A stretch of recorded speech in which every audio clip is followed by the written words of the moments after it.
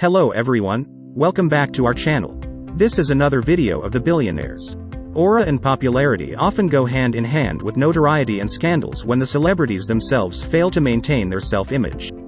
Especially the tycoons, billionaires, $1,000 millionaires, they are rich and often lead a lavish lifestyle, even debauchery, and even drugs. Even the former great singer Michael Jackson, in 2019, after the showing of the documentary, Leaving Neverland, he's brought back into questions about his past.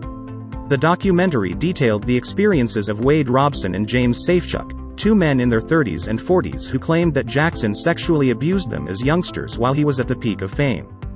And that's not weird if Hugh Hefner, the founder of the adult magazine for men Playboy, is now again exposed to scandals or be called back to become the topic for his kind of notorious past. The man who did build a great empire for the adult entertainment industry. He's the one who developed the images of girls with little cloth on the body as much as possible and the iconic bunny ears on the head. In the previous video, we mentioned the talented billionaire Warren Buffett. It's really interesting that he and Hugh Hefner actually have a real family relationship, not fake at all. They might share some prominent genes that create successful businesspersons. Let's dive in. First, we start with the childhood and family background of Hugh Hefner. But, who was Hugh Hefner?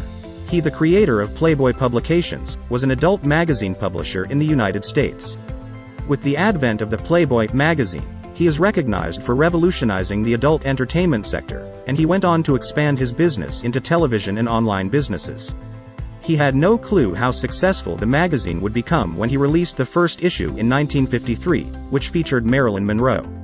The first issue of Playboy was an instant hit, selling more than 50,000 copies and catapulting both the magazine and its founder to fame.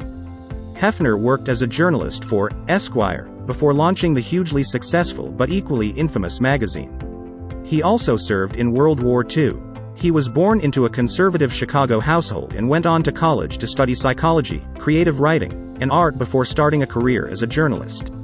However, after being denied a raise, he quit his job and went on to start the adult magazine that would revolutionize the entertainment industry.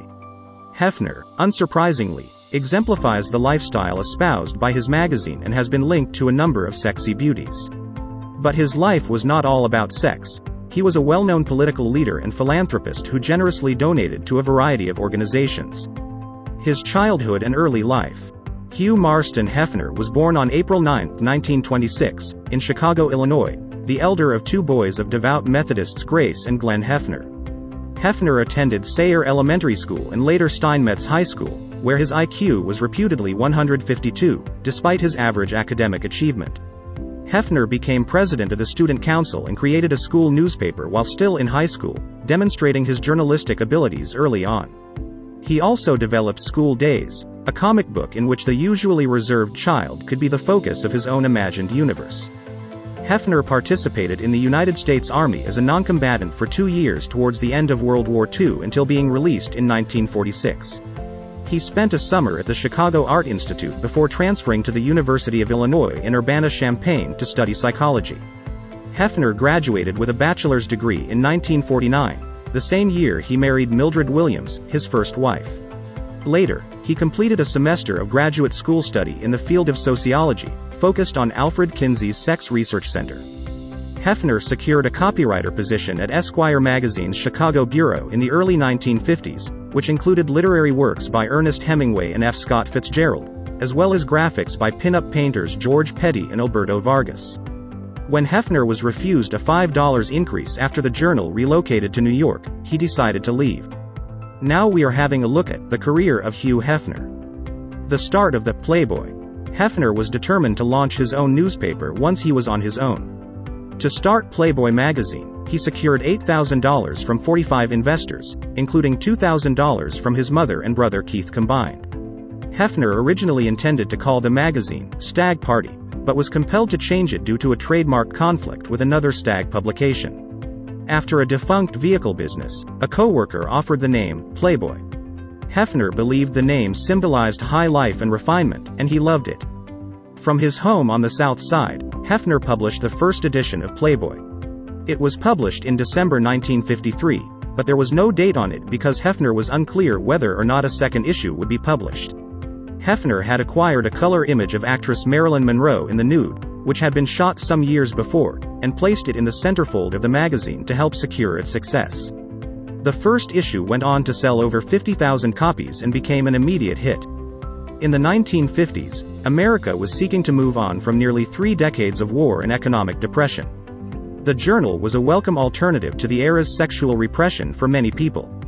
For those who disregarded Playboy as a sexual journal at first, the magazine quickly grew in popularity thanks to intellectual articles and an urbane style. The period of developing a voice. The Playboy logo, which depicted a stylized profile of a rabbit wearing a tuxedo bow tie, first debuted in the second issue and has since become the brand's signature image. Hefner picked the rabbit due to its humorous sexual meaning, as well as the image's frisky and playful quality, which he cultivated throughout the magazine's articles and cartoons. Hefner intended to set his magazine apart from the majority of other men's magazines, which focused on outdoorsmen and featured He-Man fiction. Hefner determined that instead of catering to the cosmopolitan, educated gentleman, his publication would focus on more aggressive sexual images. Hefner promoted what became known as the Playboy philosophy in a series of 25 editorial pieces published during the 1960s. Considered an emerging manifesto on politics and governance, it is Hefner's philosophy on free enterprise and the nature of men and women. He considers it a rational discourse on the truth of human sexuality. Hefner, on the other hand, never forgot that it was photos of nude women that eventually sold the magazine. Hefner's life and marriage were dominated by work on the publication. Playboy's circulation had eclipsed that of competitor magazine Esquire by the late 1950s, with monthly sales surpassing 1 million copies. However, personal problems arose. After having 2 children, Christy and David, Hefner and his first wife split in 1959. Hefner had a lot of girlfriends while he was unmarried and was known for his romantic, unpretentious personality. However, he developed a reputation for being overbearing and attempting to impose double standards. The golden age of the magazine. In the 1960s, Hefner took on the role of Playboy, the urbane sophisticate with a pipe in hand who wore a silk smoking jacket. He pursued a variety of pursuits and interacted with the rich and famous, always in the company of young, attractive ladies. Hefner was glad to portray himself as the charismatic figure and spokesperson for the sexual revolution of the 1960s as the magazine's rising popularity drew the attention of the general public. This was also Playboy's golden period, as ever-increasing circulation allowed Hefner to develop a wide network of private key clubs that were, among other things, ethnically inclusive at a time when segregation was still legal. These high-end restaurants were staffed by Playboy bunnies, who were noted for their skimpy attire consisting of rabbit ears and fluffy tails. The bunnies made a lot of money off their tips, and they were told to keep a professional distance from regular customers. The ladies were also subjected to severe requirements in terms of appearance, especially size. Hefner's Playboy Enterprises also developed hotels, created modeling agencies, and ran a variety of media ventures throughout the years. Hefner's fame was not without controversy. After an issue of Playboy contained nude images of Hollywood star Jane Mansfield, he was arrested and tried for distributing obscene material in 1963. Because the jury was unable to make a decision, the charge was subsequently withdrawn. Hefner's and Playboy Enterprises' reputations were unaffected by the controversy. Hefner established the Playboy Foundation in 1964 to aid in the battle against censorship and the understanding of human sexuality. And the next part is about the challenges. Hefner had grown Playboy Enterprises into a large enterprise by 1971. In 1972, the firm went public, and the magazine's circulation reached 7 million copies per month, resulting in a profit of $12 million. Hefner began to split his time between 2 big estates, one in Chicago and the other in the Los Angeles neighborhood of Holmby Hills. Playboy Enterprises, on the other hand, hit hard times in the mid-1970s. The United States was in the midst of a recession, and Playboy was up against more graphic men's publications like Penthouse, edited by competitor Bob Guccione. Hefner first retaliated by showing more explicit images of women in less wholesome positions and situations. Some sponsors went on strike, and circulation plummeted even more. From then on, Hefner concentrated the company's operations on magazine publishing. Madonna, Kate Moss, Jenny McCarthy, Naomi Campbell, Cindy Crawford, Drew Barrymore, Nancy Sinatra, and Pamela Anderson are among the female superstars that have featured in Playboy over the years. Critics, on the other hand, have criticized the publication for objectifying women and a poorly veiled emphasis on commercialism. Hefner decided to make Los Angeles his permanent residence in 1975 so that he could better control his television and film production businesses. He was recognized as a star on the Hollywood Walk of Fame for his contributions to the repair of the famous Hollywood sign. He founded the Playboy Jazz Festival in 1978, an annual event that features some of the world's top jazz musicians. Here are a few management lessons from the man behind the bunny ears, Hugh Hefner. First, surround yourself with the best of the best. The list of famous people who have visited the Playboy house, or the pages of Playboy itself, is long. From Norman Mailer and Margaret Atwood to Mort Sahl and Miles Davis, they've all done it. It reminds us of the advice we always hear from great CEOs: hire smart people. Surround yourself with intelligent, talented, and superstar employees who will aid in the expansion of your company. Second, listen and listen. Hefner once said, "It's good to be selfish, but not so self-centered that you never listen to other people." These are simple words, yet they are worth repeating. Being an effective leader requires talking to your people, and actually listening to what they have to say. Next, be loyal. A loyal leader generates loyal employees, so if you stand by them, they'll stand by you. Fostering loyalty and trust within your staff, especially in startups and young organizations, may make or break your success. Following that, you should choose and set your goals wisely. When Playboy's first issue was published, he said, "We don't expect to solve any world problems or prove any great moral truths." Granted, he did go on to create a cultural revolution and a national debate about sex, freedom of speech, and other issues.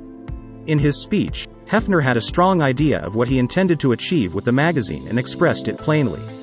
Your team will reward you if you follow this approach to every goal you set.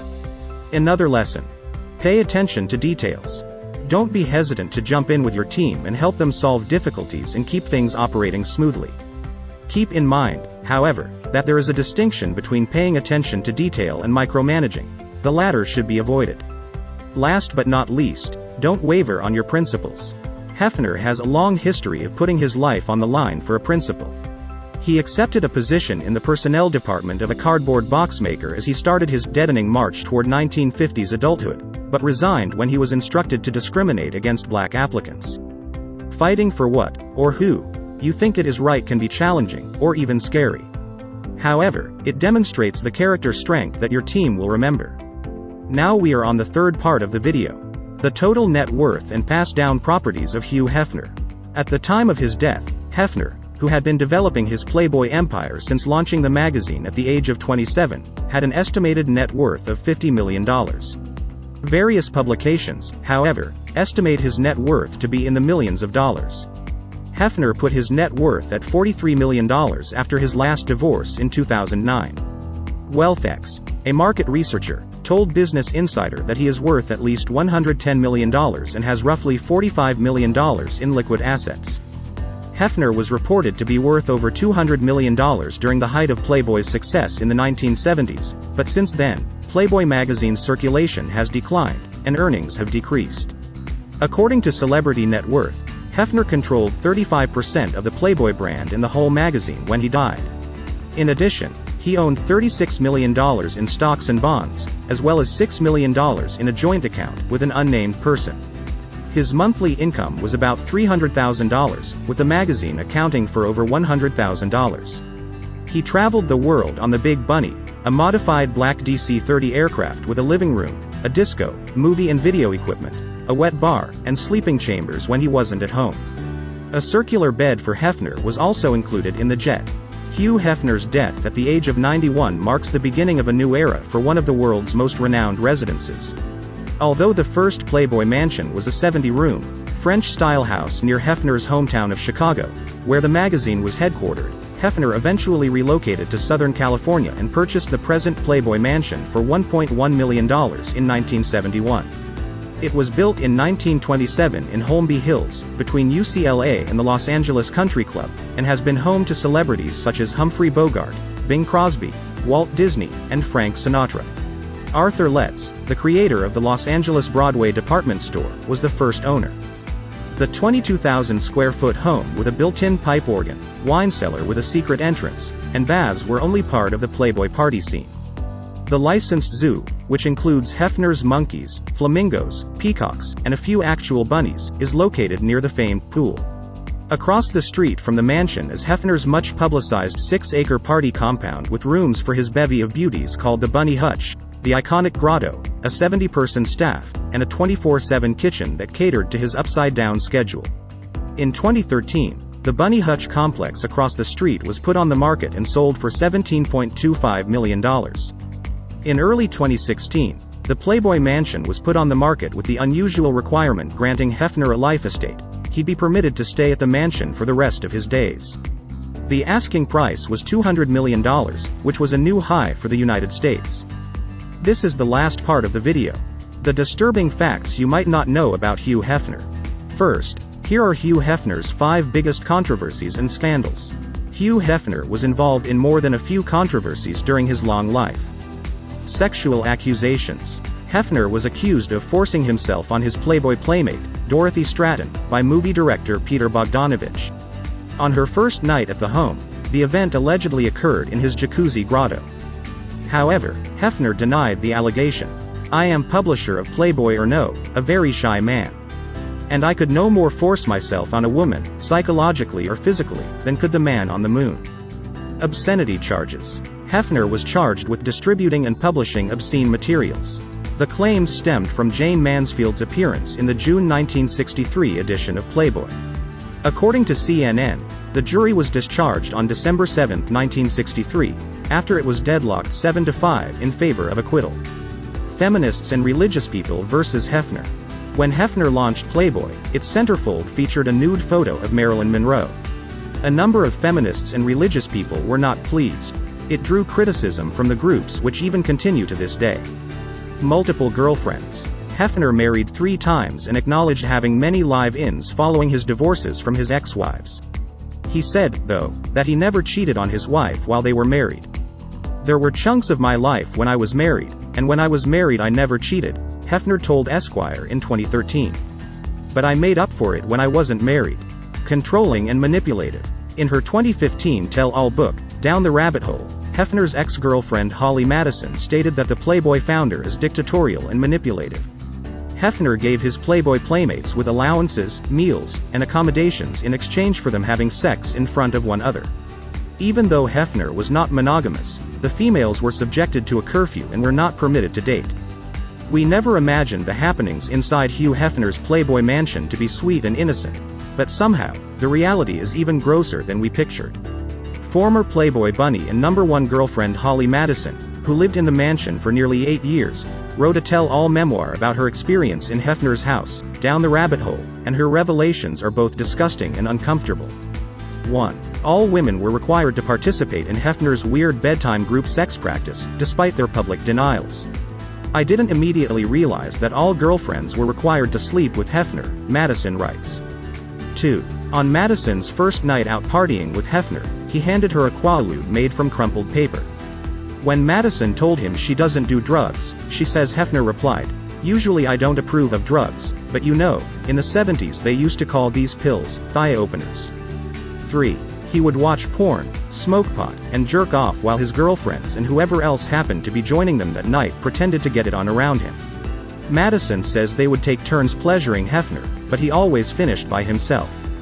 And that's all about Hugh Hefner, founder of Playboy magazine, his childhood, career and scandals. That's probably not everything, but it can help you look closer at how he was a legendary Playboy. Hope you enjoyed the video, and what do you think about it? Drop your comments below, and please give us a like, share the video. Again, make sure you're subscribed and ring that bell to be notified.